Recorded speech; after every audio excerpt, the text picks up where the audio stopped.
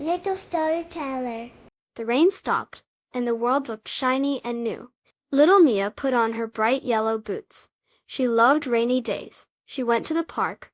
Big puddles sat on the path like giant splashy cookies.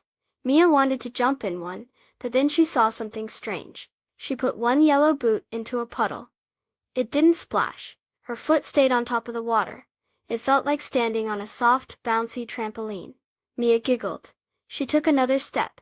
Her other boot stayed dry too. Mia could walk on water, but only in puddles. She carefully walked across a long, wiggly puddle.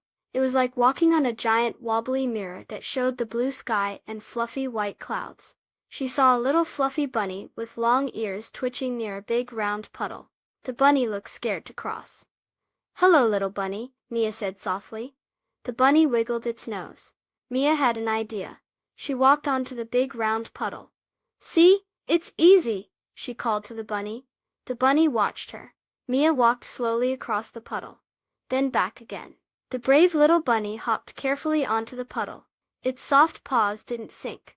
The bunny wiggled its nose happily and hopped all the way across. Mia smiled. It felt good to help a friend.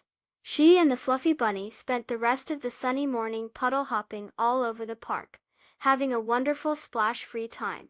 Mia learned that sometimes the most fun things happen after the rain, and it's always nice to share the fun with others.